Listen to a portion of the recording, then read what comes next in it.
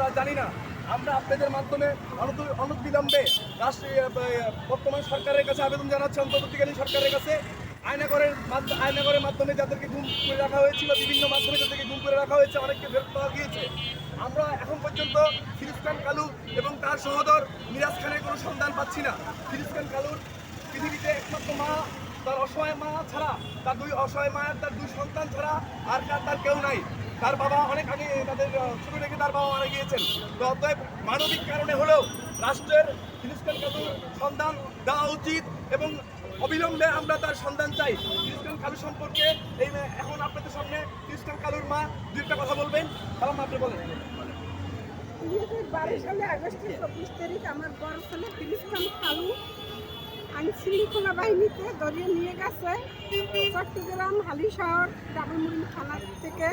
পুলিশের র্যাবের পরিচয় যেদিনকে ওরা ধরছে, আমি জিয়া তার কাছে ফোন দিছি, তার বাইকে দিয়ে আনিয়া আমি বলি কি আমি কালুর মাঝাই বলছি এই হোন্ডারে কাটতে দিয়েছি। তারপর আমার ওই এমপি সাহেবের সরানায় ফোন দিছে, দেখেন যে ওর কিছু ক্ষতি করছেন না, তার ছোট ছেলে পাওয়া যায় না, তার ছোট ছেলে পাওয়া যায় না, তাহলে কালুর নয় বাঁচবেন, ওর কিছু ক্ষতি করছেন না।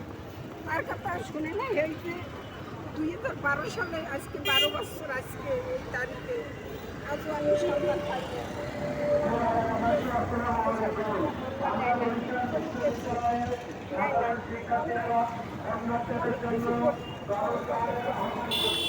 সব কিছু করা হয়েছে, পুলিশের দ্বারাই কেউ দেয় না। এইখানে দাঁড়াইছি, পুলিশে আমার ডাক্তার দিয়ে থেকে ফালাই দিয়ে বলে কি এদের গাড়ি দিল। কারণ বলছে কি যে আমার কোনো সন্তান নাই, আমি থাকি গাড়ি